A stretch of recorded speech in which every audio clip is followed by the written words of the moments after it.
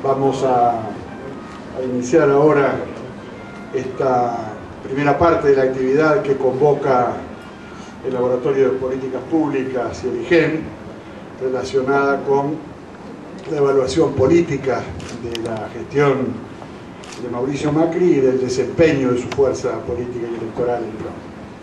Muy breve para dejar paso al panel. Si algo desde nuestra perspectiva es necesario indagar en la ciudad es si existe en Buenos Aires la posibilidad de garantizar la misma condición de vida de cada mujer y de cada hombre esté ubicado en distintos lugares de la ciudad. No los quiero aburrir a ustedes con datos que seguramente conocen, pero 10 minutos de diferencia entre la Comuna 2 y la Comuna 8 de la Ciudad de Buenos Aires implican 9 años de expectativa de vida menos. Implican un tercio de años de escolarización menos, implican 10 años de acceso temprano a la maternidad, en la Comuna 8 en relación con la 2, implica una manera distinta de relacionarse con lo público, cuando digo la escuela pública, la salud pública, la seguridad pública, es decir, en tanto y en cuanto no nos pongamos como eje la perspectiva de una ciudad de todos, va a ser extremadamente difícil abordar una manera distinta de construcción política. El segundo elemento relacionado con esto, más allá de los datos, tiene que ver con lo que se ha denominado genéricamente la aparición del derecho a la ciudad. El derecho a la ciudad, tan meneado en organismos internacionales y en marcos de referencia de urbanistas, esconde una pregunta previa, que me parece que es necesario dilucidar, que es nada más ni nada menos acerca de cuáles son los márgenes de injusticia que una sociedad está dispuesta a tolerar. El derecho a la ciudad es un subproducto de una teoría de la justicia, y toda teoría de la justicia tiene como punto inicial una teoría de la injusticia. ¿Qué es injusto? A partir de lo cual uno tiene que empezar a revisar el uso del espacio público, la dimensión de la educación, su capacidad crítica, el acceso a los servicios básicos esenciales, el acceso a la vivienda. Digo entonces, para abordar en serio el derecho a la ciudad, debiéramos de conjunto elaborar nuevamente una teoría de la injusticia que tenga como colofón ese derecho a la ciudad. El tercer punto que me parece importante tomar en cuenta tiene que ver con algo que lo hemos dado muchas veces por sentado y que me parece que nos obliga a revisar nuestras mullidas y fallidas, certeza en torno a lo que significa lo público en la ciudad de Buenos Aires. Si nosotros no reinventamos lo público, si no lo dotamos de una forma de enamorar distinta, si no percibimos la lógica de lo público como una posesión común a ahondar y no como un recurso que se deja cuando uno ya está saciado, va a ser extremadamente difícil que podamos replantear el funcionamiento de la ciudad. Como cuarto punto, me parece que es estratégico que esa reflexión sobre lo público tenga condiciones de eficacia en su formulación y de precisión en planes y programas. La reivindicación de lo público es muchas veces una bandera que encubre la pereza de la política por hacerse cargo de los conflictos. Pero hacerse cargo de un conflicto no es enunciar quién o contra qué se lucha, sino con qué herramientas se pelea, hacia dónde se marcha y cuáles son los recursos efectivos que la sociedad tiene que darse para la resolución de esos conflictos. En consecuencia, a esta nueva lógica de asociar definitivamente la eficacia con la justicia, porque me parece que en este punto nosotros debemos ser, diría, casi bordearía la palabra casi intolerantes. No hay eficacia sin justicia y no hay justicia sin eficacia. Esa lucha por la eficacia no es un problema tecnocrático, no es una cuestión de iluminados, no es una cuestión de buenos equipos técnicos, es una cuestión que tiene que ver con poner de manifiesto y permitirle a la sociedad que ese conflicto pueda tomar partido, pero además puede establecer acuerdos y compromisos. En un marco de la civilización moderna, donde no estamos avanzando a mejores condiciones de progreso e igualdad, sino que claramente la desigualdad y la regresión están al alcance de la mano, el único mecanismo que nos permite a nosotros salvaguardar efectivamente derechos y capacidades y libertades profundas de los seres humanos es la eficaz elaboración de acuerdos que eviten la regresión social. Para algunos puede ser un planteo tal vez defensivo, pero quiero decir de antemano que el principio de cualquier fase ofensiva o arquitectónica de la política requiere necesariamente de un no más. O como lo decía uno de los grandes teóricos de las utopías modernas, Ernest Blochum, todavía no. Ese todavía no es, no hemos avanzado lo suficiente, pero desde aquí vamos a empezar. En ese contexto, el poner en tensión la experiencia de la ciudad. Una experiencia que ha sido exitosa para la derecha, que nos ha derrotado sistemáticamente en todas las elecciones cuando hubo una sola vuelta electoral, que ha difuminado la perspectiva de certeza que la hipotética centroizquierda, progresismo, izquierda democrática tenía en torno a lo que representaba, nos lleva necesariamente a un ejercicio de humildad. Y ese ejercicio de humildad y escucha es el que nosotros, tanto a partir del Laboratorio de Políticas Públicas con Rafael, como desde el IGEM, hemos tratado de poner en funcionamiento. Nosotros no podemos construir una ciudad amable si no escuchamos lo que le pasa. Y lo que hemos escuchado hasta ahora, desgraciadamente, es un monólogo cada vez más raído, cada vez menos convocante, de cosas que en algún momento pudieron servir, pero que hoy, en lugar de ser positivas para ampliar libertades, se convierten en lastres para generar nuevas capacidades. Bueno, yo con esto dejo mi papel que tenía que ver con la presentación de la jornada, agradeciéndole desde ya mucho a todos ustedes.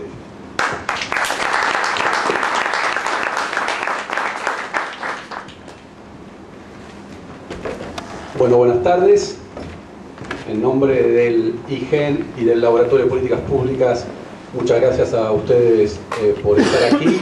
Muchas gracias a Gabriela, Betty y Guillermo por este panel.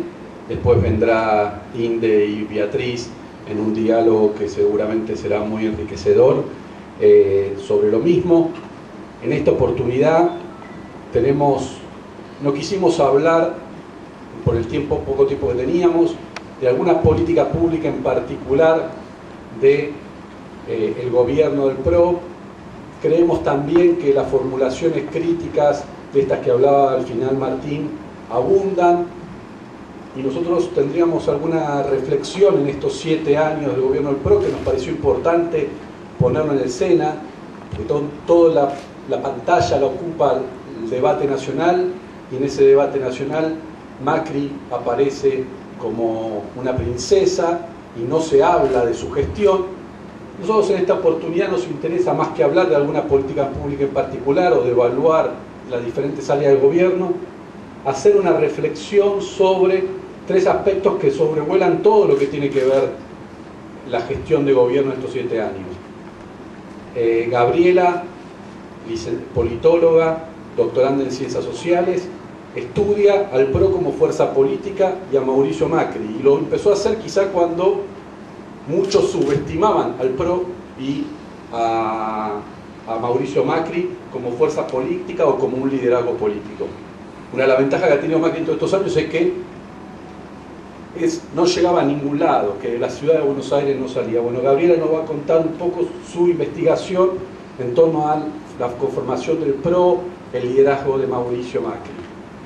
Después, Guillermo, sociólogo, doctor en Ciencias Sociales, con una maestría en urbanismo, nos va también, y que viene investigando todo el desarrollo de la ciudad de Buenos Aires, de los planes urbanísticos de la ciudad de Buenos Aires, nos va a abordar también esa dimensión para ver el modelo de ciudad que se esconde detrás, o enunciar por qué hay cierto encantamiento también con ese modelo de ciudad que tiende a las grandes obras, a los grandes emprendimientos inmobiliarios y a los shoppings, que hoy se están discutiendo justamente nuevamente en la legislatura, un nuevo shoppings, por qué eso tiene algún grado de seducción en el electorado, no siempre el electorado de derecha, sino el electorado que muchas veces vota o votó opciones progresistas. Y Betty, por último, va a abordar la dimensión comunicacional, cómo ha armado el PRO su comunicación de partido, su comunicación de gobierno, cómo ha armado y cómo ha jugado esto con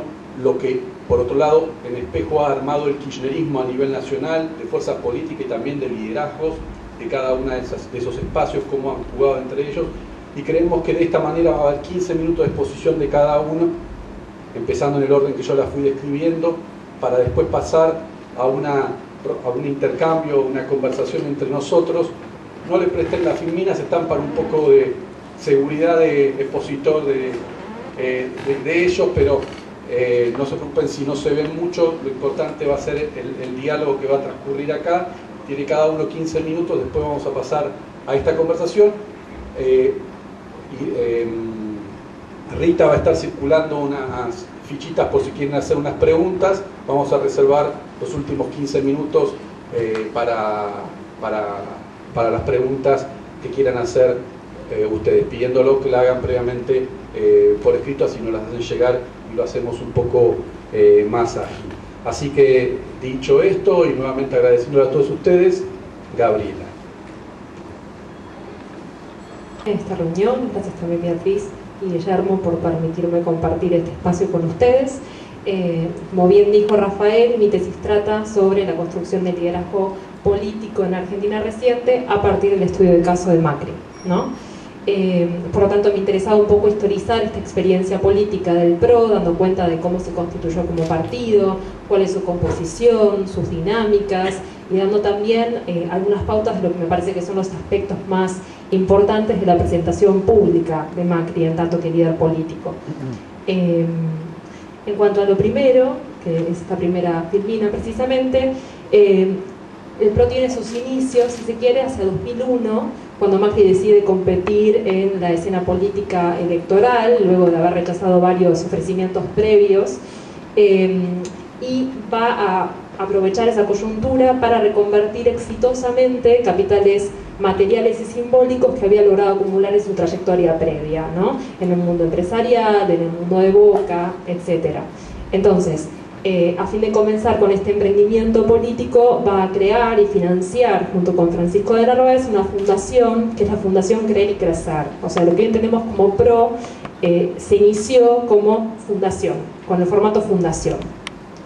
Esta fundación estaba compuesta en parte entonces por estos colaboradores más cercanos que Macri tenía en SOCMA y en Boca, pero también por profesionales que tenían una experiencia política nula o casi nula. Y también a esta fundación se articulaba lo que es el Grupo Sofía, que también es otro think tank de gente que sí eran profesionales con experiencia, al menos en las áreas sociales de la gestión, que estaba integrado por gente que hoy ocupa lugares muy destacados en el gabinete del PRO, en el gabinete del gobierno de la ciudad, como es el caso de Vidal, Rodríguez Larreta. Finalmente, ante la decisión de Macri en 2003 de presentarse como candidato a la jefatura de gobierno porteña, se produce una decisión en esta Fundación Creer y Crecer. Los equipos nacionales van a permanecer con Francisco de Narváez y los equipos técnicos porteños van a quedarse aglutinados en torno a la figura de Macri, ¿no? Luego, en las elecciones de 2003, la organización partidaria va a adoptar el nombre Compromiso para el Cambio, y hacia 2005, que es cuando Compromiso para el Cambio se va a aliar con Recrear, la fuerza política de López Murphy, van a adoptar en su frente el nombre Propuesta Republicana o el apócope PRO, por el cual nosotros los conocemos actualmente. Luego, con la fusión de Recrear, el partido mismo va a adoptar el nombre PRO, ¿sí? Me parece interesante destacar lo que es la escena 2001, 2002, 2003, ¿no? Como coyuntura crítica, como momento de fluidez política, en el cual se presenta una suerte de oportunidad inmejorable para una figura como la de Macri, para emprender una carrera política. Toda crisis es una oportunidad, y en este sentido presentarse como outsider y tener algún tipo de elemento en su trayectoria que permitía acreditar esa condición de outsider político representaba una ventaja comparativa para la candidatura de Macri, ¿no? Y por otra parte también, en términos partidarios, la crisis de 2001 había tenido su epicentro en la ciudad de Buenos Aires, donde ya había un escenario, si se quiere, más fértil para la aparición de terceras fuerzas, independientemente de cuál fuese su derrotero posterior, ¿no? Pero en el caso de la ciudad se termina produciendo un colapso del sistema partidario, y los más afectados son los partidos tradicionales, ¿no? El PJ, la UCR, que terminan desprendiéndose en algunos fragmentos en disponibilidad, ¿no? A la búsqueda de candidatos con la popularidad que no podían generar dentro de sus propias filas y que de algún modo asegurasen continuidad en las carreras políticas de los integrantes de estas redes en disponibilidad, ¿no? Entonces, fragmentos del PJ, fragmentos de la UCR van a encontrar en Macri a ese candidato que les va a proveer la popularidad que necesitan, y también van a aportarle recursos que desde la Fundación Creer y Crecer no se podían generar, ¿no? Que tienen que ver con el know-how sobre fiscalización de elecciones, el manejo de redes políticas en los barrios más populares de la ciudad, ¿no? Etcétera. Pasando a la siguiente filmina, entonces, pensando un poco en cómo se va dando este proceso de conformación del PRO, cuál es el resultado, ¿no? Cuál es la composición de esta fuerza. Uno puede pensar que atendiendo ese proceso es sin duda una fuerza política profundamente heterogénea, profundamente diversa, ¿no? Que está compuesta de retazos. Pero estos retazos están aglutinados bajo la figura del liderazgo de Macri. Me parece que ese es el principal elemento que homogeneiza toda esta heterogeneidad, ¿no? Es heterogéneo el PRO en distintos sentidos. Es heterogéneo, por ejemplo, en lo relativo a los niveles de experiencia política, ¿no? Pese a lo que se aduce comúnmente, que el PRO es el partido que representa la nueva política y que la mayor parte de sus cuadros no tienen experiencia política previa a su ingreso al PRO. Una encuesta que hicimos con el equipo en el que estoy en la Universidad de General Sarmiento precisamente arroja un resultado que cuestiona un poco esto, ¿no? La mitad de los cuadros del PRO sí poseían experiencia política al ingresar en el espacio. La otra mitad no. Entonces ese es un primer elemento de heterogeneidad. Un segundo elemento de heterogeneidad tiene que ver con la trayectoria partidaria, la trayectoria profesional de quienes integran el PRO, ¿no? Dentro del cual pudimos distinguir 5 facciones atendiendo a esa trayectoria. Una facción de empresarios, que son estos colaboradores de Macri que venían con él trabajando en SOCMA, en Boca. Una facción de ONGs, si se quiere, gente que viene de fundaciones, de think tanks, como actualmente lo es la Fundación Pensar, que reemplazaría de algún modo lo que anteriormente era la Fundación Creer y Crecer.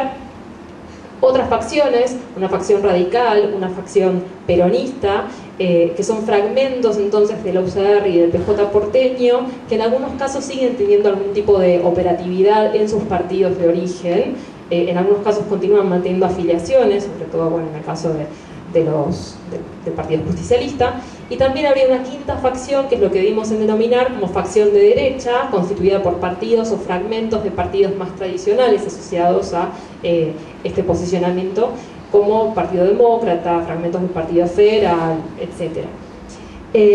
En tercer lugar, hay otro aspecto de heterogeneidad que tiene que ver con los posicionamientos ideológicos. En el PRO, por un lado, hay posicionamientos ideológicos manifiestos que son más asimilables a la idea de derecha, ¿no? Que tienen que ver con una oposición mayoritaria a la legalización del aborto, por ejemplo, o un favorecimiento del control de la protesta social o de medidas más restrictivas contra la inmigración, pero a la vez también hay otros aspectos que son sorprendentes y que dan pauta de un posicionamiento no típicamente de derecha, como es el caso de la prioridad que se le da a la intervención del Estado, al menos desde estos posicionamientos manifiestos, ¿no? Se piensa en el Estado como un agente que puede y debe intervenir para resolver o reducir desigualdades. Pasando a la siguiente filmina, me parece que toda esta heterogeneidad está de algún modo unificada bajo la figura de Macri, ¿no? Y eso responde a 2 factores. Un factor que tiene que ver con un cálculo estratégico, ¿no? Macri logró durante estos años establecer lazos representativos exitosamente con el electorado porteño, ha logrado tener una proyección electoral interesante y esto permitió a sus redes acceder a la estructura estatal porteña, potencialmente podría llegar a hacerlo a la estructura estatal nacional. Por lo tanto, producto de un cálculo estratégico, obviamente, digamos, la candidatura popular de Macri es un elemento aglutinador. Pero también hay otro elemento que tiene que ver con la representación política, ¿no? Que es del orden de la identificación. Hay, si se quiere, un ejercicio, un trabajo de legitimación interna de Macri en el PRO. Y como todo ejercicio de representación, supone unificar lo diverso, ¿no? Unificar lo múltiple, en dos movimientos. Un movimiento que es un movimiento descendente, que tiene que ver con aquello que el representante puede imponer al representado, ¿no? Con una institución de una identidad, la creación de algo nuevo. Podemos pensar que esta idea gestionaria de la política que todos conocemos y que actualmente unifica discursivamente a todos los miembros de estas facciones, es algo que se impone más bien desde arriba hacia abajo en esta relación de representación interna de Macri con los integrantes del PRO. Por otra parte, uno también puede identificar un ejercicio de representación ascendente, que tiene que ver con intereses o demandas que ya están dadas y que el representante, el líder, debe aglutinar, debe agregar y debe expresar de algún modo. Y si bien es cierto que en la práctica o en lo funcional Macri va acumulando cada vez más prerrogativas decisorias en la vida partidaria del PRO, está como esta idea de un estilo de liderazgo flexible, atento, de escucha, que considera todas las voces antes de tomar una decisión. Y eso en el discurso de los entrevistados, de la gente con la que pude hablar para mi trabajo en campo de la tesis, aparece muy presente, ¿no? Esta idea de que pese a que Macri es el que toma la decisión, está la sensación de que todos contribuyeron de algún modo a moldearla, ¿no? Pasando a la siguiente filmina, también esta dinámica de representación ascendente y descendente se puede ver en lo que tiene que ver más con el funcionamiento del PRO, ¿no? Por ejemplo, en lo que tiene que ver con la representación ascendente, uno puede pensar que, si bien no se celebran elecciones internas en el PRO para dirimir autoridades partidarias, tampoco en las PASO que se celebraron hasta ahora hubo realmente una competitividad interna en el PRO, es posible sí pensar que hay elementos a ser representados, a ser tenidos en cuenta por el líder, ¿no? Hay como una suerte de representación de las distintas facciones en la mesa chica que compone el PRO, en las pocas personas allegadas a Macri que toman las decisiones sobre las candidaturas. Y también en lo que tiene que ver con listas legislativas, hay como una suerte de cuotas, si se quiere, de lugares asignados en función de o en atención a las facciones, ¿no? En ese sentido me parece que hay un movimiento ascendente. También un movimiento descendente, que tiene que ver con aquello que Macri puede imponer al partido en su funcionamiento y que es mucho, ¿no? Que tiene que ver con estas épocas actuales de representación personalizada, de un lazo más instrumental con los partidos políticos, ¿no? Macri puede imponer y mucho en lo relativo a definición de alianzas, selección de candidaturas, posicionamientos mediáticos, alineamientos legislativos, ¿no? Y eso se ve, digamos, puede imponer nombres, imponer jerarquías en las listas, y es aceptado, este tipo de prerrogativa, de imposición de su voluntad, es naturalizada completamente entre los integrantes del PRO. Eso da una previsibilidad a la conformación y al funcionamiento del bloque legislativo del PRO en la Ciudad de Buenos Aires, como pocas veces se ha visto en un órgano tan volátil, de alineamientos tan fluctuantes como es el caso de la legislatura. Y de hecho Macri ha logrado imponer decisiones de candidaturas a líderes intermedios de su espacio, como el caso de Michetti, con un nivel de popularidad propio importante, sin que eso generase mayores resistencias o una ruptura, ¿no? Entonces esta disciplina no es solamente relativa al bloque, sino que es relativa al partido en general.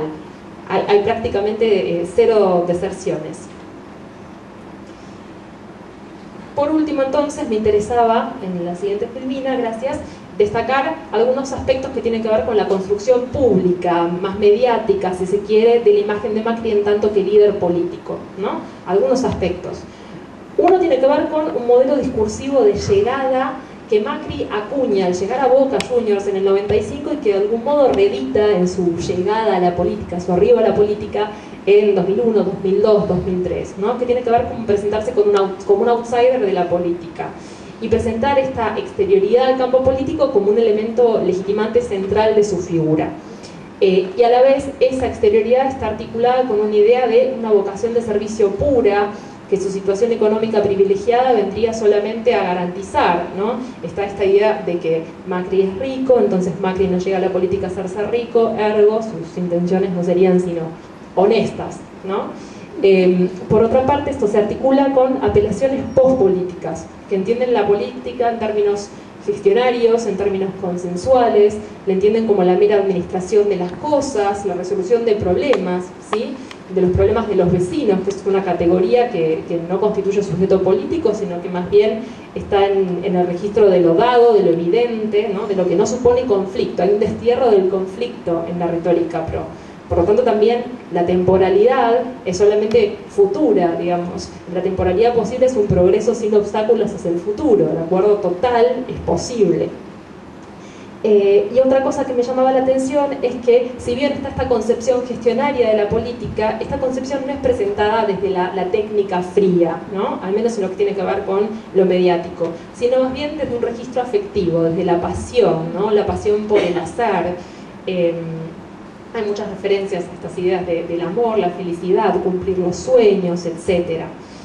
Y por último, me interesaba destacar también que el liderazgo de Macri en tanto construcción se apoya en una suerte de carisma anticarismático, ¿no? El carisma, ya estoy terminando, siempre supone una característica fuera de lo común, extraordinaria, pero a la vez en el caso de Macri esa característica que lo distingue de otros líderes es precisamente su capacidad de aproximarse a la gente, ¿no? Su cercanía a la gente, en términos de su presentación pública, digo nuevamente. De escuchar, de empatizar con las experiencias singulares de los vecinos, atender a sus situaciones cotidianas, estar presente, ¿no? Esta política de la presencia permanente en la vida de los vecinos de la ciudad. Y eso también, si bien es un elemento que permite entender otros liderazgos en los tiempos actuales de la representación, es un elemento clave, ¿no? Esta puesta en escena de la proximidad. Y este Macri humano, si se quiere, es un Macri que no se presenta como un líder que tiene una verdad a imponerse vertical, natural, automáticamente a su espacio, sino que conforma equipos, al igual que en Boca, digamos, es un gran armador de equipos. Y esto también es significado en muchos aspectos de campaña y también gubernamentales. Así que bueno, esto es todo, no quiero restar más tiempo, les agradezco por escucharme.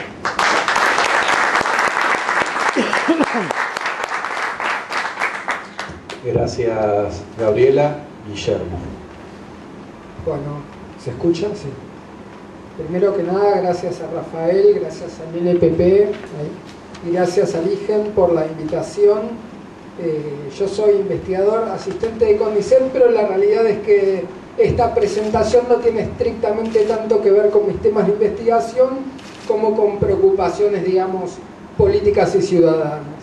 En ese sentido, los que trabajamos sobre temas urbanos vemos la proliferación de una cantidad bastante importante de balances sobre cuestiones sociales y urbanas, de políticas habitacionales y demás. Yo no voy a poder evitar reiterar lo que los que estamos en tema hemos escuchado varias veces, pero mi preocupación central pasa también por otro lado. En principio, diversos grupos políticos, diversas ONGs, diversos movimientos sociales vienen alertando y denunciando sobre las consecuencias sociales y urbanas de las gestiones del macrismo en la ciudad. Por un lado, a mí me interesa señalar que de tal diagnóstico, de tales diagnósticos, no se desprende necesariamente una propuesta alternativa de ciudad, ni siquiera una propuesta unívoca. Y la otra cuestión que a mí, digamos, me llama la atención y, digamos, es la parte más compleja, es que si bien se comparte un diagnóstico crítico entre sectores bastante amplios, al mismo tiempo vemos la permanencia y el éxito recurrente en términos electorales de la gestión del PRO en la ciudad. Es decir, que estamos bastante de acuerdo en algunos temas, pero pareciera que en términos sociales la situación va por otro lado. En ese sentido, yo lo mencionaba como cierto desajuste entre lo que es la imaginación crítica en ámbitos políticos, en ámbitos técnicos, y la experiencia de los vecinos que viven en la ciudad. Y esta cuestión me parece que abre bastantes interrogantes que acá no se van a poder cerrar, pero al menos sí abrir, tanto sobre la gestión del PRO, pero también sobre la recepción de esa gestión en la ciudad y en la sociedad, y también, me parece que este es el ámbito ideal, el modo en que sea la centroizquierda, sea el progresismo, sea la izquierda democrática, debería posicionarse o pensar cómo posicionarse en el espacio público. Bueno, en principio cuando nos metemos con el gobierno de la ciudad y las políticas urbanas que se llevan adelante, en primer punto hay que tener en cuenta que dinámicas estructurales, políticas y sobre todo económicas más amplias, de carácter nacional o más amplio, no están totalmente, digamos, manejadas por el gobierno de la ciudad. En ese sentido, también la ciudad de Buenos Aires es una ciudad donde el gobierno nacional tiene distintas prerrogativas, maneja tierra urbana. Digamos, hay cuestiones que podemos asociarlas al macrismo, pero hay cuestiones macroeconómicas que no las ordena el macrismo dentro de la ciudad. Sí puede, digamos, surfear sobre esa ola de distintos modos, tratando de empujar tendencias, frenarlas o cuestiones distintas, pero no es el gobierno de la ciudad el único responsable de las cosas que yo voy a ir mencionando. En primer lugar, hay no sé si el mapa, los cuadros se ven mucho. Cuando uno ve las políticas urbanas del PRO en la ciudad, no hace falta ser un gran desmitificador para darse cuenta que la política apunta a valorizar el suelo urbano. Eso está bastante explicitado. Del 2001 al 2010 prácticamente se ha quintuplicado el precio del suelo. Ahí también voy a dinámicas que son previas a el inicio de la gestión del gobierno de la ciudad. También hay cuestiones que los que estamos en temas urbanos las conocemos bien, y es una aparente contradicción, digamos, que a mayor construcción que vemos en la ciudad, en cada barrio, aumenta el déficit habitacional. Obviamente es una aparente contradicción porque son fenómenos que van por carriles distintos. Los que estamos en temas urbanos sabemos que prácticamente desde hace 60 años la población de la ciudad no crece. Los que no conocen ese tema les llama la atención porque caminando por los distintos barrios uno ve la cantidad de edificios en construcción. Es decir, claramente que esa construcción toma un camino distinto al de las necesidades habitacionales. También al mismo tiempo fue aumentando el déficit habitacional en la ciudad, también ha crecido la construcción, pero también se ha localizado territorialmente. En ciertos barrios, 4 o 5 que han conseguido intervenir, y para eso hace falta no solo voluntad política, sino también planes, proyectos específicos. Es interesante también que lo único que crece con mayor intensidad dentro de la ciudad en los últimos 10 años son las villas en la ciudad, creciendo en población y en densificación. Prácticamente, si yo decía que la ciudad no crece desde hace 6 décadas, crecería o decrecería todavía más si no fuera por el aumento poblacional en villas. Y después hay cuestiones que todos más o menos estamos al tanto, como ser la fragmentación de los programas habitacionales, la reducción o la subejecución del presupuesto y el retardo en procesos de urbanización de villas. Eso ya hemos visto en estos años, conflictos bastante intensos en la zona sur de la ciudad, pero también vimos conflictos en zonas de sectores medios en contra de la densificación de ciertas áreas.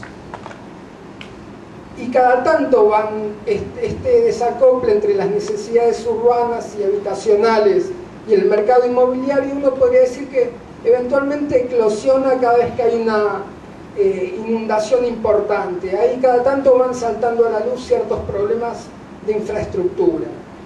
Otro punto que a mí me gustaría mencionar tiene que ver con esta cuestión de la zona sur. Cuando Martín hizo la presentación comentó esta diferencia intraciudad entre distintas comunas. Y me interesa resaltar la cuestión de la zona sur porque históricamente para los sectores progresistas la zona sur era el área donde había que intervenir a los fines de tratar de alcanzar una ciudad más equitativa. De nuevo, si uno ve también las intervenciones del gobierno de la ciudad en la zona, está bastante explicitado que el gobierno entiende que el mercado inmobiliario está prácticamente saturado en otras zonas y la zona sur es un gran espacio donde generar intervenciones. De la historia, conjuntos habitacionales, grandes parques, grandes hospitales, el macrismo está interviniendo fuertemente, obviamente con una lógica distinta, y es una lógica que apunta a la política de valorizar el suelo urbano, que los que estamos en temas urbanos sabemos que eso crea ciertas precondiciones para la expulsión de cierta población. En ese sentido, bueno, el mapa no es muy claro, aparecen las políticas de distritos en la ciudad. Prácticamente la mayor parte de los distritos se ubican en la zona sur. No me voy a meter con cada distrito, pero en general se trata de normativas específicas que generan exenciones impositivas, con créditos y aumentos en parámetros de construcción para captar y para atraer la inversión inmobiliaria y empresarial. Por mencionar, digamos, el distrito gubernamental, el distrito artístico, el distrito tecnológico, el distrito del diseño, el distrito del deporte, el distrito audiovisual, el polo farmacéutico, el centro de transferencia de cargas. Y es interesante, muy brevemente, también mencionar que la iniciativa de la Villa Olímpica para las Olimpiadas, el gobierno de la ciudad la piensa en la zona sur. Y en gobiernos previos de orientación progresista, paradójicamente, cuando hubo que hacer una propuesta para la candidatura, la Villa Olímpica o toda el área olímpica se realizaba en el corredor norte. Es decir, que ya la zona sur, obviamente en los términos políticos en que solemos pensar, es una zona olvidada, pero es una zona con una presencia muy intensa, muy intensa. Y está explicitado, y tiene cierto grado de perversión, esta idea de acercar o achicar la brecha entre la zona sur y la zona norte en las políticas del gobierno de la ciudad. Uno puede decir a priori, acercar la brecha, ¿qué significa? ¿Encarecer el sur o desvalorizar la zona norte y meter sectores sociales distintos en la zona norte? No hace falta ser tan inteligente para ver cuál es la alternativa a la que apunta el gobierno de la ciudad. Y también hay experiencias en otras ciudades que no son ciudades particularmente dirigidas por fuerzas políticas extremadamente progresistas, donde se llevan adelante ciertas herramientas de intervención que permitirían articular cuestiones en torno a estas intervenciones en la zona sur. Hay una cuestión que se discute en temas urbanos y es que el gobierno de la ciudad, al generar condiciones para invertir en la zona sur, no está aprovechando la valorización del suelo que el propio accionar del gobierno genera. Con obra pública, con cambio de normativa, nosotros sabemos que se valoriza el suelo. Si el gobierno de la ciudad tuviera otra orientación social, probablemente hubiera intervenido en el sur, pero antes de intervenir hubiera adquirido propiedad, hubiera adquirido edificios, hubiera pensado en alguna iniciativa de control puntual de alquileres. Es decir, el gobierno desata una dinámica inmobiliaria y esa renta va directamente a los sectores empresariales. Sobre todo está una idea así bastante noventista de atraer la inversión. Después hay, no sé cómo voy de tiempo, 3 minutos. Bueno, hay muchas intervenciones que son muy visibles y son de alto impacto. Tenemos las bicisendas, tenemos los metrobús, tenemos la renovación del mobiliario urbano, la inversión en espacio público, la mejoración de parques, tenemos los zapitos, la peatonalización del centro. Tenemos varias cuestiones que habría que dejar de pensarlas como meras intervenciones superficiales. Yo no digo que sean profundas, pero sí tienen un impacto sobre la población que por ahí nosotros pasamos de lado. La pregunta para mí, y lo podemos retomar en la segunda parte, es cómo posicionarnos frente a estas intervenciones que están en marcha. Se trata quizás de pensar en volver a un estado ideal previo a la gestión del PRO, entre la aceptación acrítica de las transformaciones y la crítica radical a las mismas. ¿Tenemos algunos caminos intermedios? ¿Cómo vamos a pensar nosotros cuestiones como las infraestructuras, el sur o la dimensión metropolitana? ¿A quién debería hablarle la centroizquierda?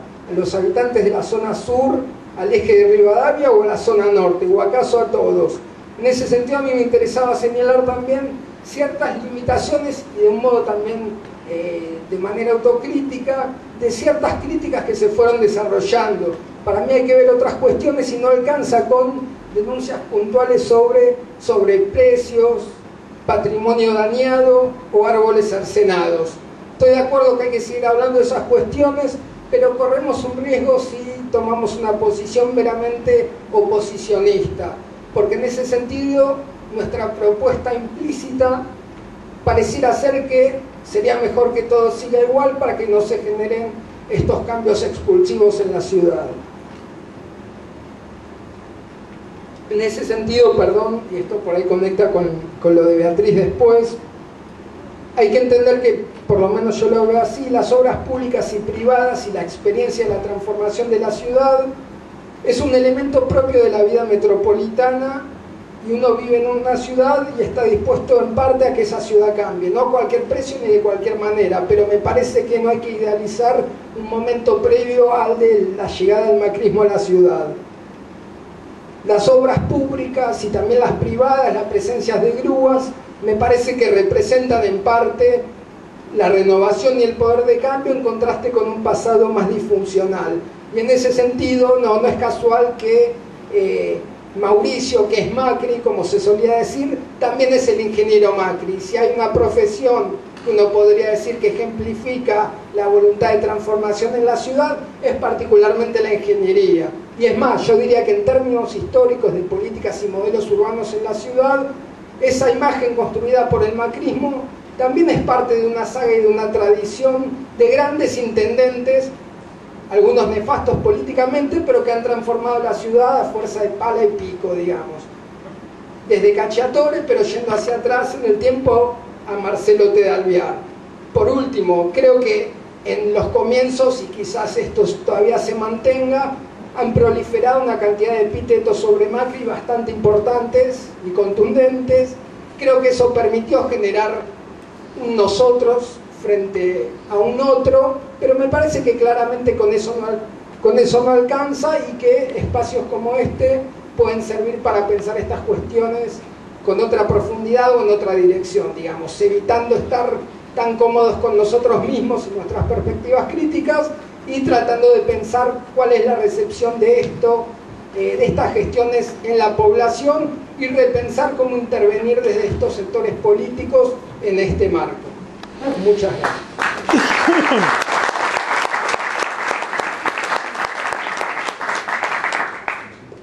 Gracias, Guillermo. Voy a enmendar una falta que tuve al principio de presentar a Beatriz, licenciada en Comunicación, magíster en Comunicación y Cultura y secretaria ejecutiva de la Asociación Argentina de Semiótica.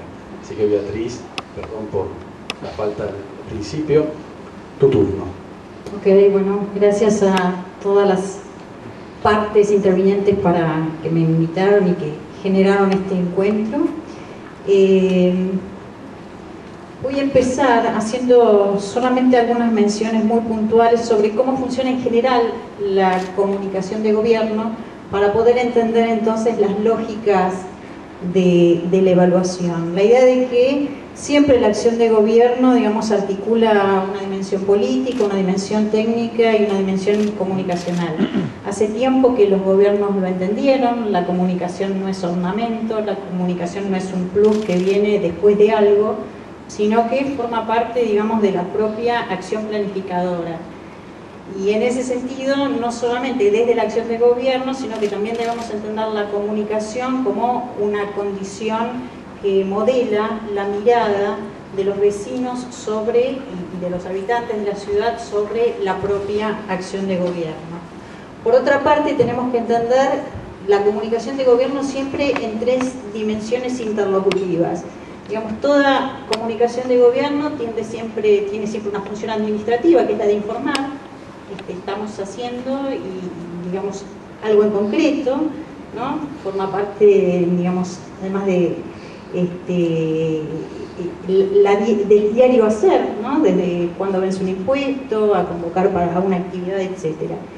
En esa misma operación, digamos, no de manera escindida, aparece también una dimensión política en el sentido de reafirmación del lugar de la institución de gobierno, legitimando su propio espacio, condición que desde el punto de vista simbólico es necesario.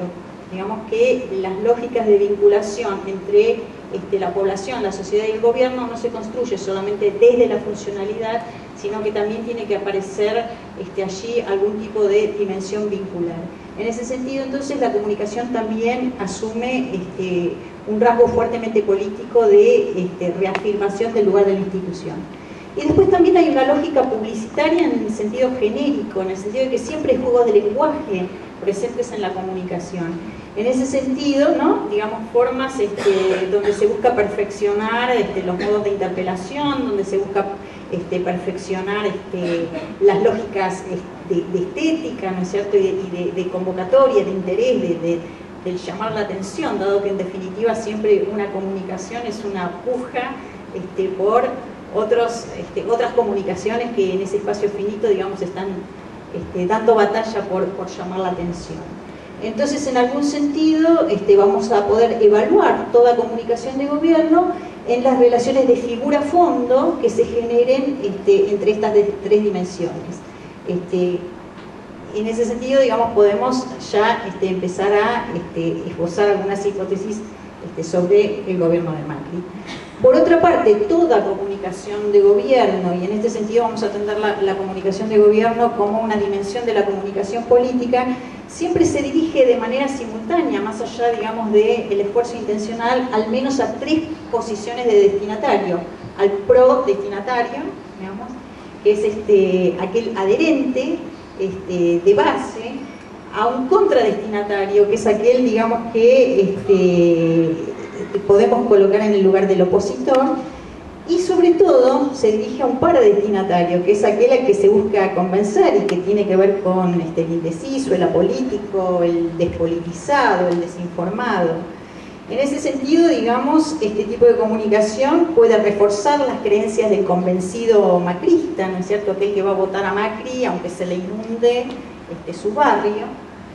Va a intentar debilitar el lugar de la oposición, aquel que aunque nunca lo vaya a votar, digamos, aunque obtenga, no sé, un crédito a tasa cero, nunca va a votar a Macri porque forma parte justamente de otro espectro, ¿no?, de la cultura política a la que ese opositor adhiere. Pero nos encontramos que centralmente la comunicación busca trabajar para ese paradestinatario, ¿no es cierto?, que además, si lo vemos en términos electorales, forma parte, tanto en la ciudad como, diría, a nivel nacional, del espectro más amplio, ¿no?, sobre el que hay que influir. Adelante, por favor. Otra cosa que quería aclarar es, bueno, ¿de qué hablamos cuando hablamos de comunicación de gobierno? Es evidente que en un gobierno todo comunica, lo que se hace, lo que no se hace, lo que se hace bien, lo que se hace mal, los gestos de los funcionarios, ¿no?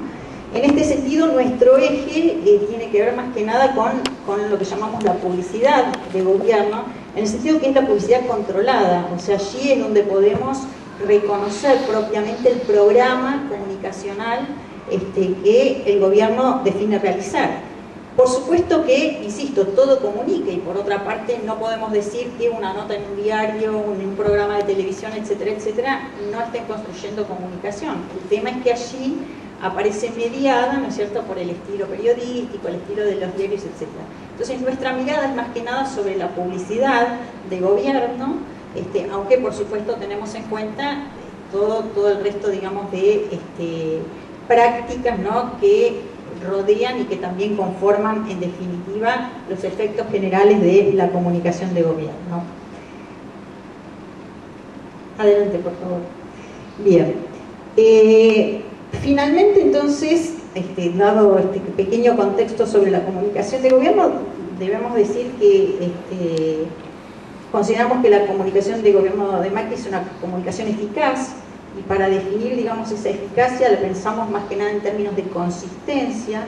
Por un lado, digamos, una capacidad de lectura de la realidad político-social que pudo articular, ¿no es cierto?, con una intención entonces político-comunicacional, o sea, de qué hacer, hacia dónde incidir, y resolverla además en una producción técnica, que es lo que supone siempre una dimensión de la comunicación.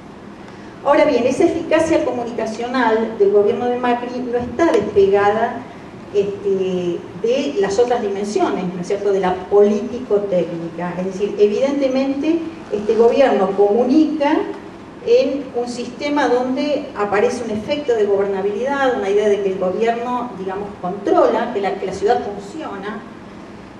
Y esto es un aspecto a tener en cuenta, es decir, la comunicación no es autónoma para generar efectos de valoración positivos sobre la población. Tiene que haber una cierta correspondencia. No es que decimos que hay una correspondencia punto a punto, pero evidentemente, digamos, la ciudad hoy no se maneja, digamos, como percepción general, es una ciudad, insisto, que funciona, que no es una ciudad ideal, pero tampoco es una ciudad en crisis.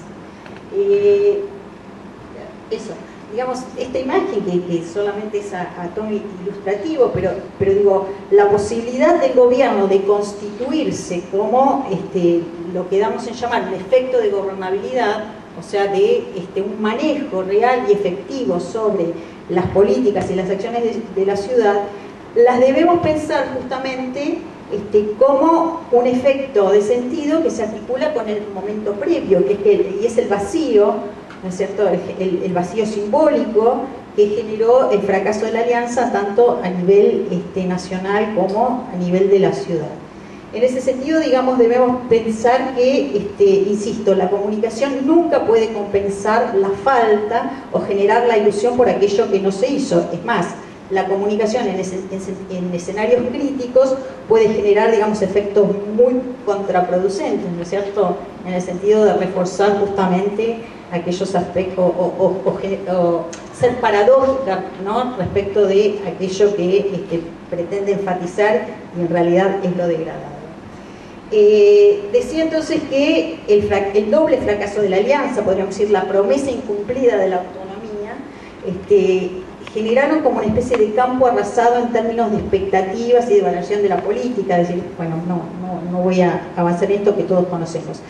Un concepto de océano azul, como decía mi colega, amigo y socio Jorge Junco, ¿no?, un lugar donde no hay nadie más políticamente hablando, sino, especialmente, digo, no está allí el gobierno nacional, ¿no? Entonces, frente a ese escenario arrasado, el gobierno de Macri genera una especie de presencia en algo que podríamos pensar como una especie de escenario ideal de océano azul y desde el cual el gobierno construye. Además, hay una coherencia, ¿no es cierto?, comunicacional, que está vinculada a la capacidad que ha tenido este gobierno entre articular la comunicación político-electoral y la comunicación de gobierno, y que podríamos describir en términos de una continuidad narrativa, ¿no? Es decir, no solamente hay relato a nivel nacional, también hay un relato de otro tipo, pero hay un relato a nivel del gobierno de la ciudad. Esta continuidad narrativa, digamos, la podemos acompañar en la secuencia de eslogans. Va a estar bueno Buenos Aires, de la primera campaña electoral, con esa promesa, entonces, de lo por venir, el haciendo Buenos Aires, ¿no?, esa dimensión de una acción permanente, inconstante, una especie de presente perpetuo. Está bueno Buenos Aires, que ya suponía, digamos, un punto de evaluación y de jerarquía frente a lo hecho. Sos bienvenido, otra dimensión otro eslogan de campaña, en el cual, digamos, la dimensión de lo político, electoral y la ciudad aparecía ahí como ambiguamente alimentándose. En todo estás vos, ¿no? Primera vez que aparece una apelación, digamos, a un otro. Ahora vamos a ver cómo funciona eso. Juntos se puede o juntos podemos, un equipo de 3 millones de vecinos. Y el último eslogan, digamos, que aparece ya un poco desde la ciudad y un poco desde la palabra de los futuros candidatos o posibles candidatos, traigamos el futuro. Es decir, podemos ver que hay una idea de progresividad en esta continuidad narrativa. También hay una idea de acumulación que es más fuerte, es decir, las nuevas categorías que aparecen, la convocatoria al otro, la apertura a la ciudad, que ahora ya puede dar la bienvenida, algo así como ordenamos la casa, ya pueden entrar. También se genera como una acumulación, o sea, nada de lo hecho queda atrás. Y un aspecto que es central desde el punto de vista de la comunicación es que todo este flujo narrativo se construye persuasivamente como una influencia suave, sin hiperbolizaciones, sin exageraciones. Hay una construcción de simetrías, ¿no? Una búsqueda hacia un otro que es un par, que es cercano. Y desde esta comunicación, digamos, que construye una especie de escenario ideal, de acuerdos, de convivencia y de armonía, no hay segmentación, sino que se tiende a la homogeneización y a la indiferenciación. Yo tengo una hipótesis, es solo una hipótesis, ¿no? Por cómo ha logrado el gobierno, el macrismo, mejor dicho, dar una continuidad a esta política comunicacional, dado que, aunque parezca mentira, todos hacen política acá, saben que no es fácil sostener a veces ni de los espacios técnicos, digamos, cierta continuidad en el tiempo. Y a mí me parece que esto se vincula más a cierta predominancia de la lógica empresarial, ¿no? Como un campo de decisiones que está más articulado a esas lógicas empresariales, de resultados sujetos afines, que pareciera dejar afuera entonces otras pujas que pueden aparecer desde el punto de vista de la acción política y le dan continuidad y coherencia a algo que, insisto, puede ser reconocido interpretativamente desde el punto de vista de la comunicación.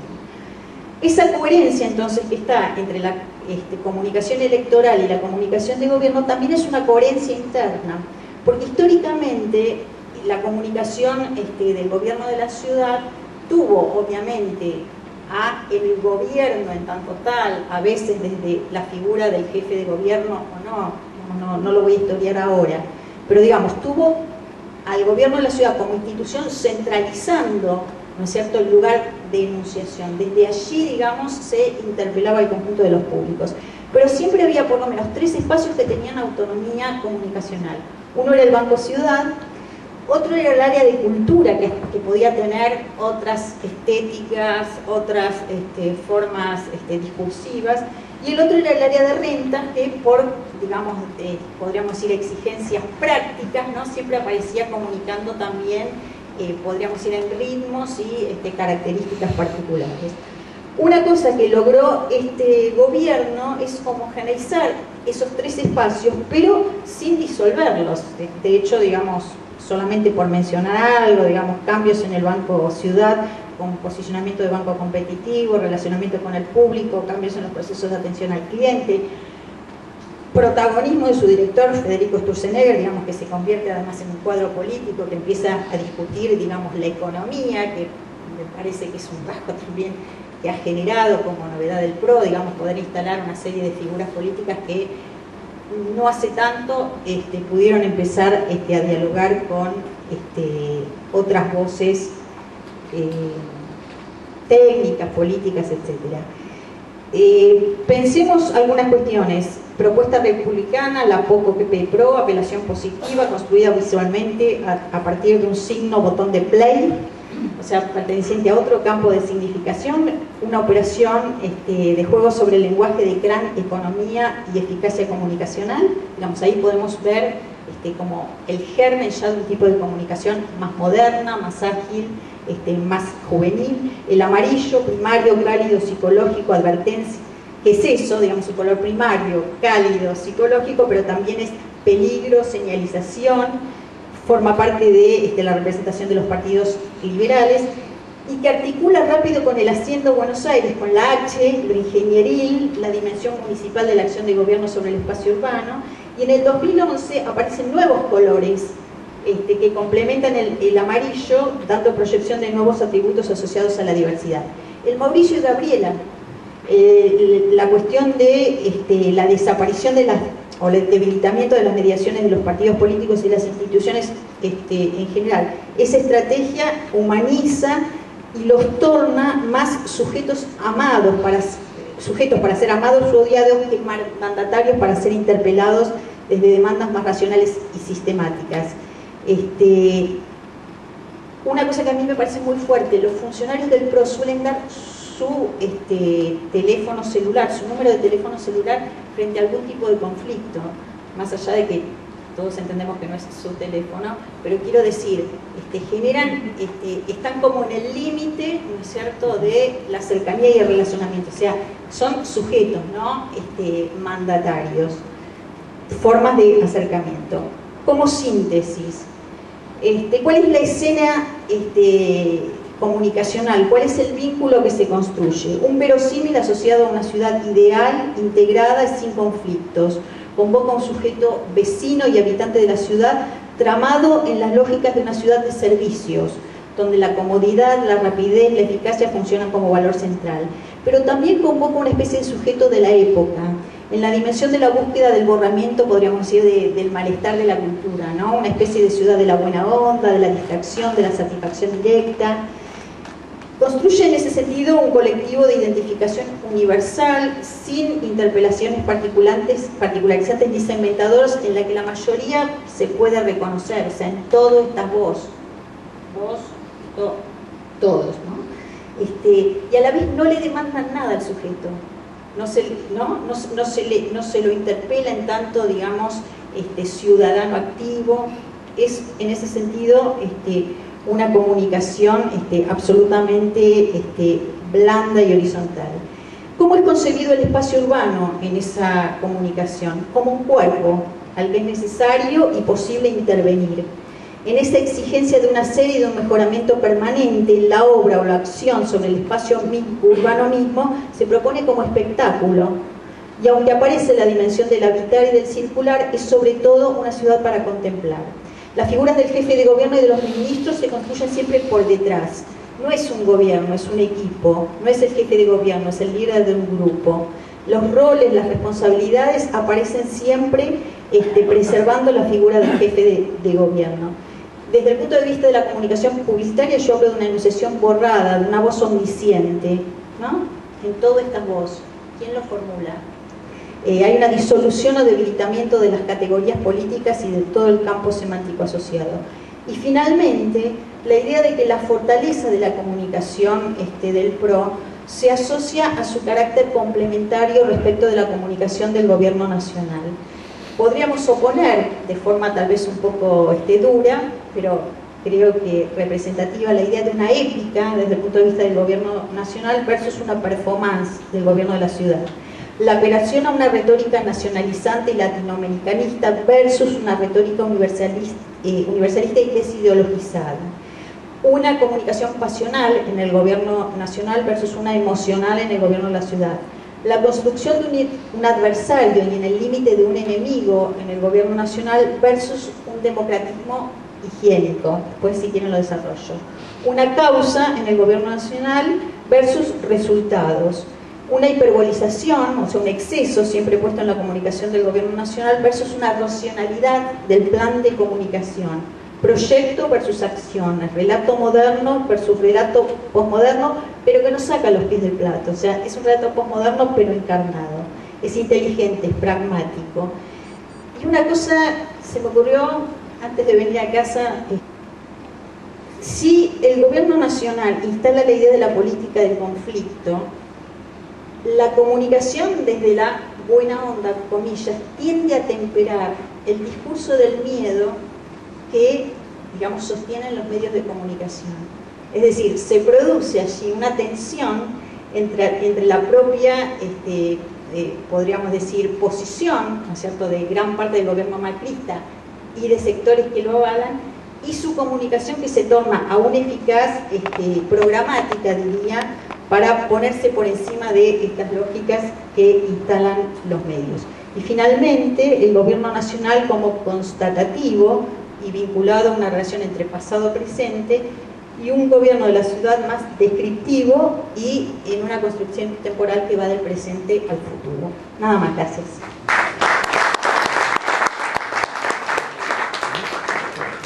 Gracias, Beatriz. Les recuerdo que ahí Rita va a estar circulando unas fichas para que quien quiera hacer preguntas.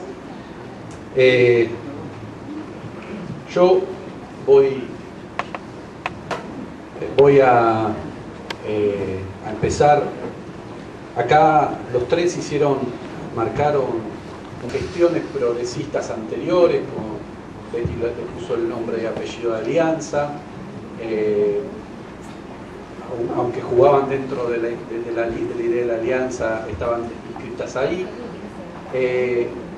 Yo me pregunto, ¿fueron tan malos realmente esos gobiernos? Porque uno puede incluso identificar algunas líneas de políticas públicas que se enumeró, la privatización del centro, los distritos tecnológicos, algunas innovaciones, sitio web de Ibarra, que empezó la tecnologización de Internet, Ibarra la empezó muy fuerte.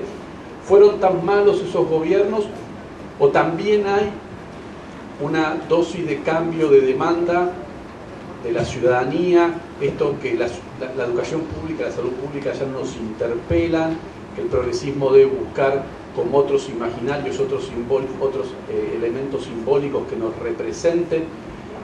Es una conjunción de todas estas cuestiones. ¿Por dónde pasaría ese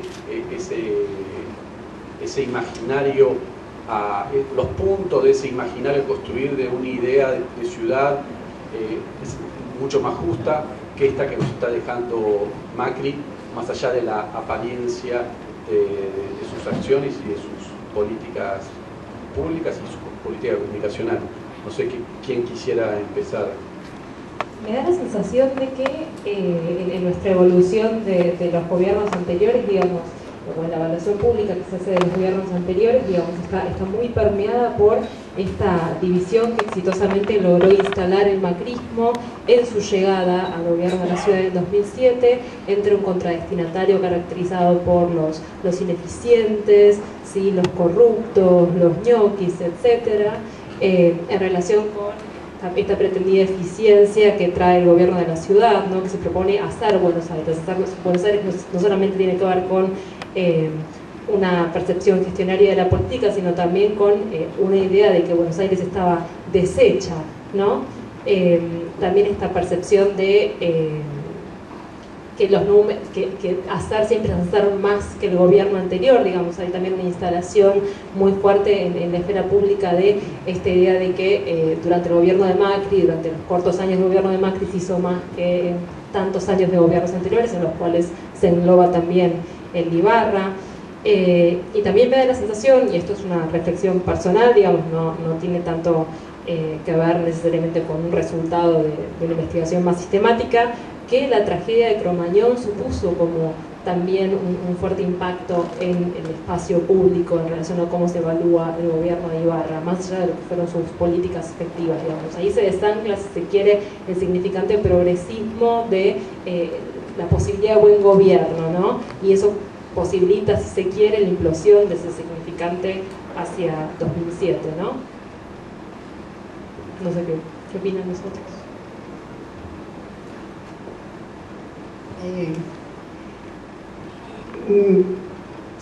Partiendo de tu pregunta de qué fue lo que dejaron los gobiernos de la Alianza, bueno, creo que el gobierno de la Alianza a nivel nacional claramente dejó un campo arrasado, y creo que el gobierno de Aníbal Ibarra obviamente, digamos, tuvo algunas políticas que de hecho, digamos, tienen continuidad en el gobierno de Macri, y eso me parece que habla menos de las virtudes de Ibarra que, digamos, del ojo del macrismo para entender que era necesario continuar con ciertas políticas que formaban parte, digamos, de un piso de demandas de los porteños. Pero en todo caso, me parece que algo que sintetiza el éxito digamos, el éxito de esta gestión, que bueno, viene siendo refrendada, como se dijo acá, en distintas elecciones, tiene que ver, digamos, tiene que ver con cuál es la calidad de la democracia, ¿no es cierto?, que nos toca vivir, y en ese sentido, digamos, la densidad de la demanda democrática hoy es relativamente baja desde el punto de vista de la población de la ciudad de Buenos Aires.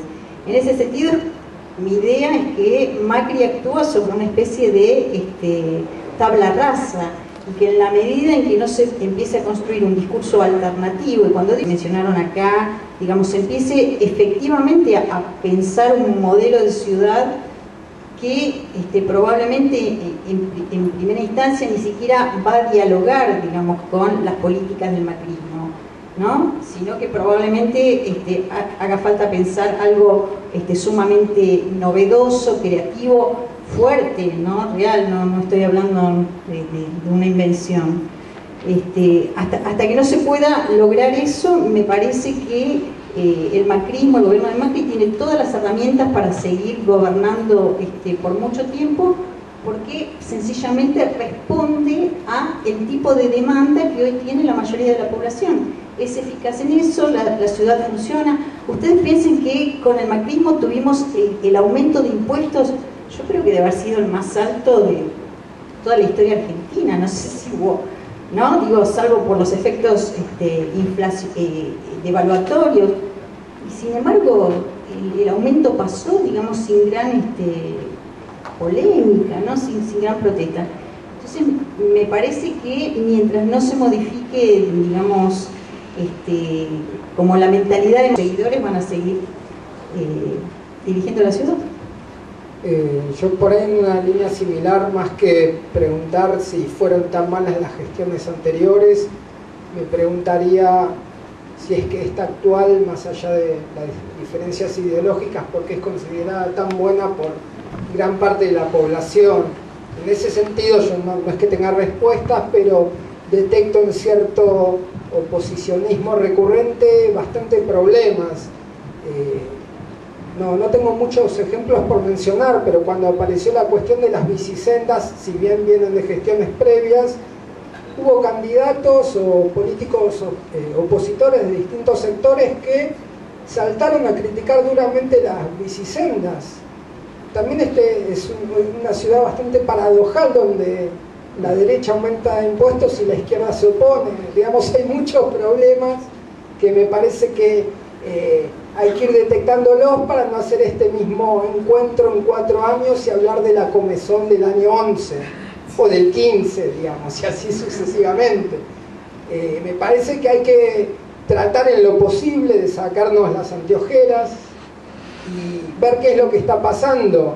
También en la segunda elección, donde es reelecto Macri, digamos, miré alrededor mío, amigos, familiares, relaciones sociales, y me di cuenta que nadie de todos ellos votaba al macrismo. Evidentemente cada uno se mueve en un microcosmos específico, pero era bastante paradójico, y de casualidad la prima de mi mujer lo había votado. Entonces dijimos, bueno, ahora podemos averiguar por qué alguien vota al macrismo, que por otro lado es la mayoría de la población. Y bueno, la prima de mi mujer se dio cuenta que mi mujer era socióloga y que había que andar con cuidado con la respuesta. Dice, ¿sabes lo que pasa? Tardo 10 veces menos hacer los trámites en el CGP. Y ahí uno se ilumina, dice, bueno, uno por ahí piensa en términos de superestructura, digamos, un vocabulario que nos aleja bastante a la hora de tratar de entender qué es lo que está pasando, por qué tiene sustento político, por qué eso ocurre a lo largo y a lo ancho, al norte y al sur de la ciudad. Digamos, tratar de entender, no preguntarnos tanto qué pasó con los gobiernos previos, sino qué está pasando con este, y el consenso que genera y la hegemonía que mantiene en la ciudad. Es más cómodo para todos nosotros tratar de verlo como una aberración o algo anormal, pero lo cierto es que los que estamos en minoría somos nosotros. No tengo más respuestas que tratar de repensar, y lo cierto es que, salvo la crítica dura y mordaz que tenemos para ofrecer, no sé si realmente tenemos un proyecto alternativo de ciudad. Y si frente a cada obra nos oponemos meramente, implícitamente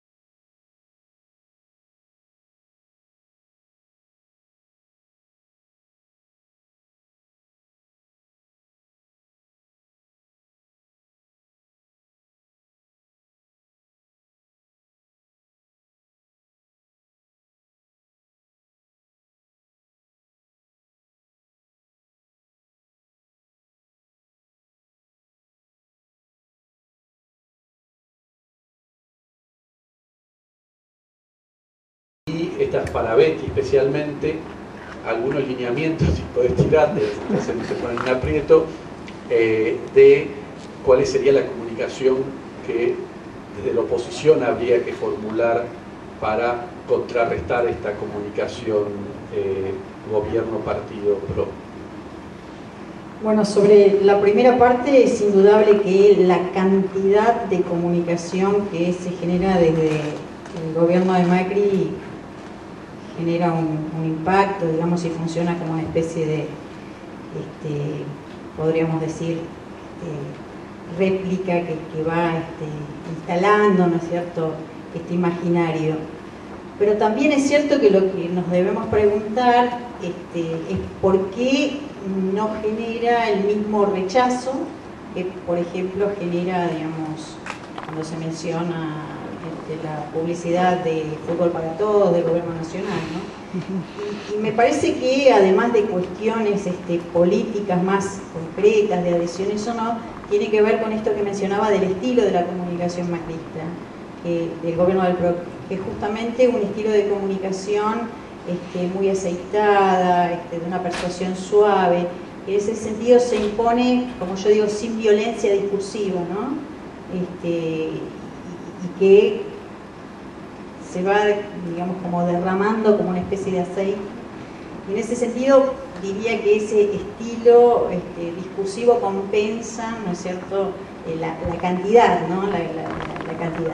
Por otra parte, es una comunicación muy diversa, ¿no es cierto?, que en su homogeneidad igual adopta, digamos, múltiples modalidades de expresión, y eso también, digamos, equilibra, ¿no es cierto?, cualquier posible reacción en términos de opinión pública.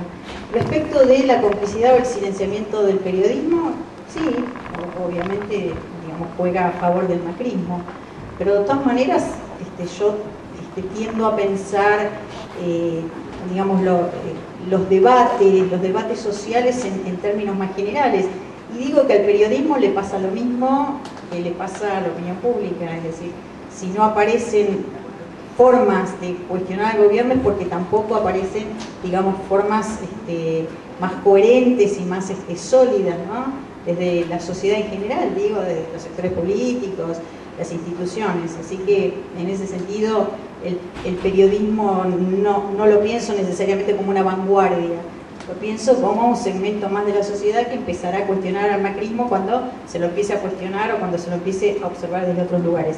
Respecto de cuál es la comunicación, no podría contestar esa pregunta, porque, insisto, no se trata solamente de un estilo de comunicación. Primero hay que saber, bueno, qué se quiere comunicar, ¿no? Pero sí quería mencionar una cosa sobre Rodríguez Larreta. Acá estuvimos hablando, no sé quién comentó, que parece que va a salir un libro sobre Rodríguez Larreta. Pienso que los liderazgos o cualquier dimensión, digamos, del funcionamiento social no pueden ser pensados en sí mismos, siempre hay que pensarlos en el sistema.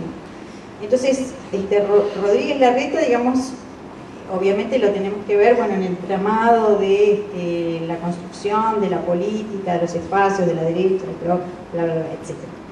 Ahora, una cosa que me parece importante desde el punto de vista de Rodríguez Larreta es que es una figura que fue creciendo, o sea, se fue modificando, no es el mismo Rodríguez Larreta que era hace 5 años atrás. Y yo creo que esa forma parte de una de los rasgos de eficacia del macrismo. Hay una continuidad, entonces aparecen cuadros políticos, aparecen nuevas figuras, aparece recambio, cosa que, digamos, en la oposición, en todo caso, bueno, obviamente es más difícil estar en la oposición que estar en un gobierno, aunque sea un gobierno con dificultades, digo, en términos de discusión, de complejidad, etc. Pero los liderazgos, en el caso de la oposición, en lugar de fortalecerlos, construirlos, proyectarlos, tienden a fagocitarse. Y entonces, frente a eso, digamos, hoy Rodríguez Larreta es expectable para ser jefe de gobierno, porque como charlábamos, en cierto sentido, hasta aparece como una figura más sólida que Macri respecto a la ciudad. O sea, aparece como alguien que conoce de la ciudad, sabe de la ciudad, puede dar respuesta, pone el cuerpo. es lo que, digamos, es un ideal, no, pero forma parte, digamos, del ideal que para la ciudad o para los ciudadanos de la ciudad resultan suficientes. A mí me gustaría acá puntualizar algunas cosas sobre esto justamente, ¿no? Porque el estilo de liderazgo, ¿no? El contraste de lo que ofrece Macri y lo que ofrecemos nosotros de nuestros espacios. Gabriela empezó hablando del 2001 y uno dice, del 2001 hasta 2014, ¿en cuántos líderes en la centroizquierda hemos creído como los salvadores de ese espacio y en dónde estamos? ¿Y cuántos liderazgos emergentes, esos propios líderes que aparecían como conteniéndonos a todos, se encargaron de destruirlo sistemáticamente?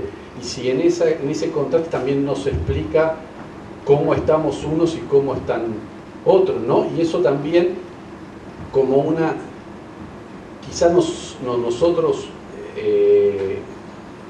no quiero decir calificarnos, pero hay como una subestimación también de la demanda de la sociedad, de lo que espera de un político. Y es como que hay una maduración que se va dando en la sociedad sobre lo que tenés que hacer para gobernar. Algún tema tenés que solucionar, te tenés que embarrar. No es que tenés que estar 200 horas trabajando, pero tenés que ser eficiente trabajando, entonces mostrar que estás mostrarlo, exhibirlo, que sea esto evidente. También la demanda de la ciudadanía, con la relación del ciudadano con la ciudad de Buenos Aires no deja de ser una relación con un municipio.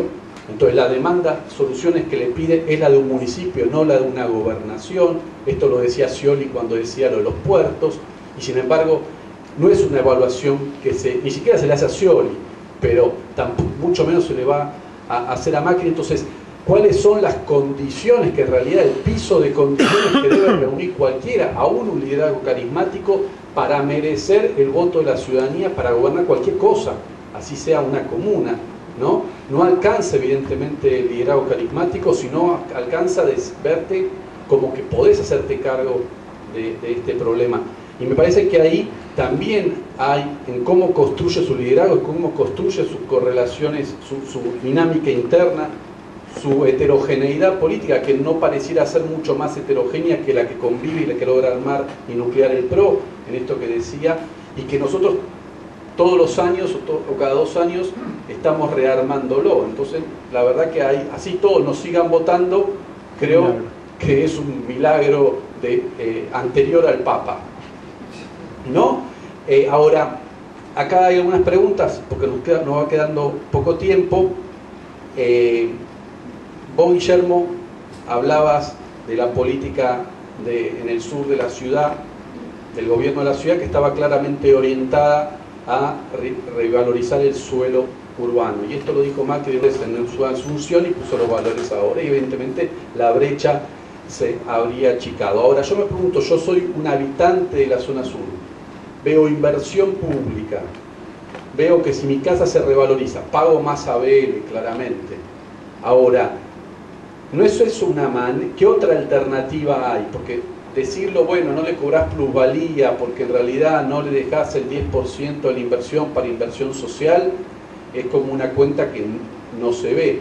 ¿Cuál sería? Porque acá hay una pregunta que justamente habla, ¿qué modelo urbanístico es necesario construir para dar soluciones habitacionales? O sea, ¿cuál sería el contramodelo que se podría dar? Porque también uno recorre otras ciudades latinoamericanas gobernadas por fuerzas de centroizquierda, donde también la revalorización y la mejora de zonas urbanas han pasado por la revalorización del suelo y por la inversión pública y privada en esa revalorización del suelo. Entonces, ¿cómo sería una enunciación? Porque la verdad es muy difícil oponerse a el proceso que está viviendo la zona sur, donde incluso el primer distrito tecnológico fue propiciado por Ibarra.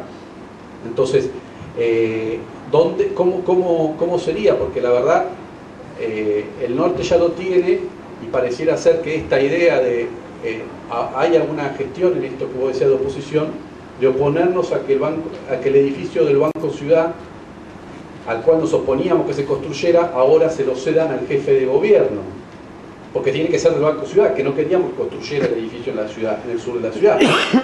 Y mientras tanto Macri construye y va a trasladar su jefatura de gobierno, dejándonos Bolívar y Avenida de Mayo para los manifestantes, que se la cortemos todas las veces que querramos, y él se va a instalar unos edificios hipermodernos con una tecnología de vanguardia, de sustentable ambientalmente, y se muda a la zona sur. Entonces, ¿cuál es el otro contraste? O en realidad eso está bien, y hay que decir, está bien, lo dijimos nosotros, están haciendo... Sí, en principio, o sea, en términos urbanísticos es sabido que toda obra pública o todo cambio de normativa genera una valorización en el suelo.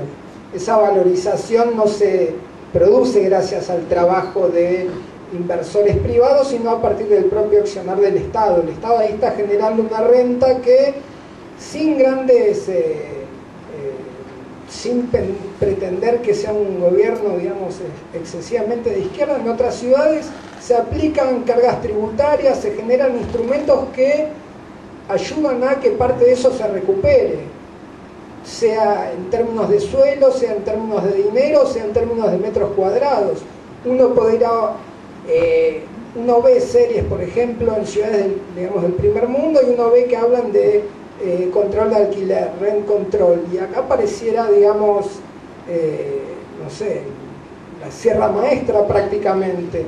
Lo mismo, ciudades de Francia, en París, por ejemplo, se habilita la construcción de un emprendimiento y hay normativa urbanística que obliga a que el 10% o una proporción de lo que se construye se destine a estudiantes, también fomentando cierta mezcla social.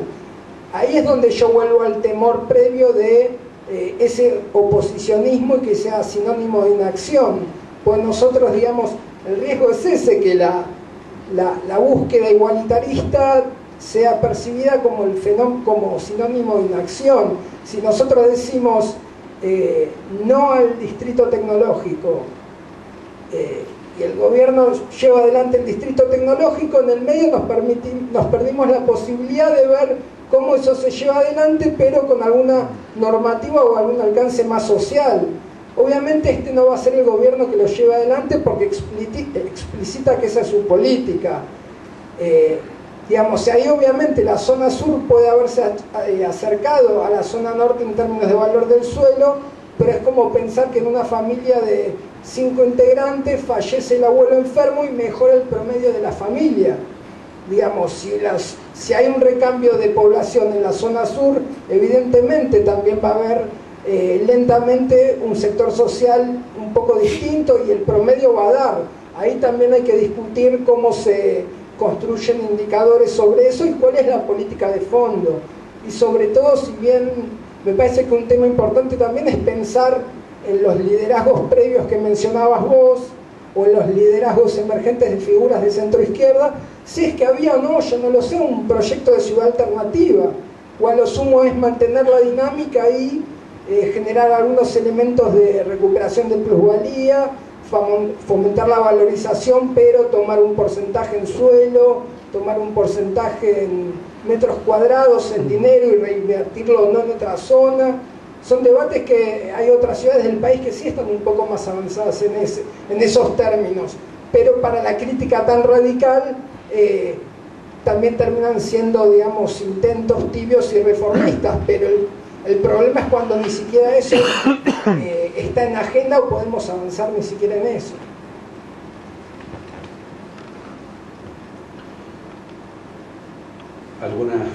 Voy a hacer con las últimas preguntas entonces. A ver, ¿cómo se produjo el pasaje de las políticas cosméticas de los primeros años de gobierno al macrismo a procurar compensar el pasivo de infraestructura? Y por otro lado, ¿cómo se puede pensarse el éxito electoral del macrismo en las comunas con tasas de ingresos más bajas? Quizá esta última está en parte en la respuesta que dio Guillermo. No sé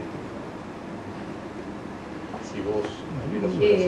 haciendo algo de demografía del voto, si se quiere, las comunas más ricas son como el sustento más más sostenido, más permanente en términos electorales del macrismo en todo el sur. Por ejemplo, no sé, en la 8 hay como una mayor disputa, ¿no? Una mayor competitividad que tiene que ver con las redes también del gobierno nacional, digamos. Por un lado uno puede pensar que hay un voto que tiene que ver precisamente con eso, con la articulación de redes territoriales que provee esta facción peronista, articulada en referentes como Ritondo, Santilli, por ejemplo, que vienen, digamos, de espacios de sociabilidad previos a la existencia del PRO como partido, ¿no? También me parece que hay algo de identificación personal, digo, aunque suele como una verdad de perogrullo o algo como medio trillado, hay una suerte de identificación más popular, si se quiere, que Macri gana a partir de su arribo a la presidencia de Boca en el 95, ¿no? Y de algún modo logra combinar esa pertenencia a sectores más elitistas con lo que tiene que ver con la popularización, su presentación como una suerte de hincha apasionado, ¿no? que comparte las inquietudes de hinchas de un club tan plebeyo como los Boca Juniors. Podríamos atribuir a esos aspectos, seguramente también a otros, lo que tiene que ver con el éxito del macrismo en el sur de la ciudad, que de todos modos tiene un techo, porque es un escenario mucho más competitivo para el macrismo que lo que es el norte. El más fluctuante son las comunas de clase media, digamos, donde quizás esté la posibilidad de hablarle un electorado por parte de las oposiciones. Que nos recuerdan todas las cosas violentas, autoritarias que ha expresado el macrismo en estos años, en estos 7 años de gobierno. Está claro que nosotros no solamente las condenamos, hemos estado ahí repudiándolas, y deja exponer el conflicto libremente, y pareciera ser que el conflicto termina poniendo a la opinión pública en contra de los afectados, o sea, los protagonistas de ese conflicto, ¿no? Entonces me parece que ahí también está esto que Betty trataba de marcar y dilucidar, cómo logró Macri esto a partir de ser el no conflicto, y de que el conflicto le revierta a quien se defiende del autoritarismo de Macri. Me parece que eso es lo que nosotros tratamos, no estamos haciendo, si bien tenemos una actuación política y intervenimos en la vida política, este es un panel más planteado como de reflexión. ¿Por qué una fuerza y un líder subestimado históricamente por todos nosotros ha logrado construir en 7 años, con momentos agudos de debilidad como los tuvo, en momentos muy puntuales, ha logrado hacer de esas debilidades incluso transformarlas en fortalezas, y ha logrado casi arrasar con la cancha, por lo menos con la cancha en la que nosotros queríamos jugar, donde nuestro espacio a nivel nacional, a nivel de la ciudad, ya discute que es prácticamente, algunos discuten que es prácticamente lo mismo que el macrismo. Entonces nos parece que necesitamos por lo menos esa dosis de humildad de la que hablaba Martín, no para sumarnos a su carro, ni mucho menos, sino para seguir siendo una oposición, pero además enamorando a la ciudadanía y capturando esos votos que vemos que se van perdiendo año tras año. Entonces, participar en segundo que hayan aceptado el desafío de este intento, también el escenario también es parte de la búsqueda que nosotros nos queremos sacar esa idea de saberlo todos que venimos a predicar acá con las sentencias, a bajar línea de que esto es así. Es más que nada una indagación que nosotros estamos haciendo y que propiciamos hacer para lograr encontrar esa articulación política y discursiva que nos lleve a alumbrar una fuerza política de izquierda democrática progresista en la ciudad de Buenos Aires primero y en el país también. Entonces fue de esta óptica que planteamos esto. Sepan disculpar los límites de esto, las preguntas no respondidas, las lagunas que nos pueden haber quedado, y en mi rol también de moderador, Inte lo va a hacer mucho mejor que yo con Beatriz. Les agradezco también esa paciencia que han tenido, sobre todo en los días previos, y muchas gracias. Ahí hay café. Agradezco a Rita. Rita, no te olvides que tenemos acá un presente para los participantes, a Uruguayo, a las compañeras y compañeras del GEN que han posibilitado todo esto. Rita, por favor, antes que bajen, Uruguayo, si podés acompañarla, porque en esta molestia queríamos hacerles un presente para que se acuerden de nosotros a la noche. Reconstruyendo una hegemonía de derecha en la ciudad en torno a las tradiciones y modelos de gestión que postulaban los expositores y los de Mitre y Roca. Está claro los valores de Macri, no los valores de los expositores, ¿no? Práctica, una suya. ¿Cómo logra el PRO en Cava minimizar que haga políticas, que haga públicas las prácticas propias del kirchnerismo que también practican ellos? En la legislatura realiza acciones propias del kirchnerismo que el PRO critica en la Cámara de Diputados. Sin ir más lejos, las burlas de Gustavo Vera respecto al proyecto de rebaja de dieta de los legisladores. Y uno de la basura, cobrar por superficie, negociando de la basura, bueno, compradas para retirar 3 costosísimas campañas, negociando del microbús con costosos, el metrobús será con costos elevadísimos, no progreso la línea de subte prometida, transformación en patio, Plaza 11 y Constitución, bueno, hice algunas cosas más, pero en esa misma línea. Por eso yo decía la aclaración, recorro a menudo los barrios de Capital, hay zonas que son tierra de nadie, tierra donde eran de familias, donde barrios de Capital, ejemplo Balvanera, a lo largo de Avenida Belgrano, Barracas, Constitución.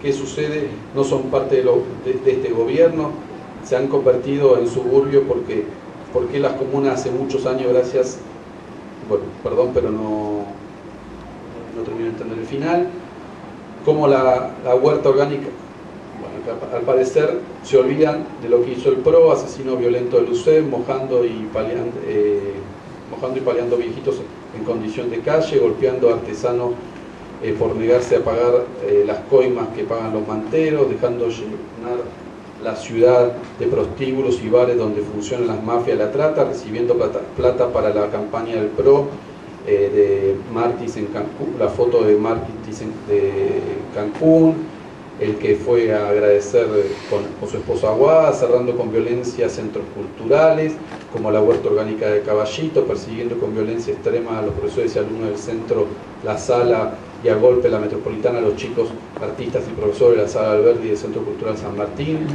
En toda esta violencia está Mauricio Macri, Rodríguez Larreta, Montenegro, Juan Carlos Pizarro. Bueno, era por eso que hacía esta referencia final. Nuevamente les agradezco. Hay café.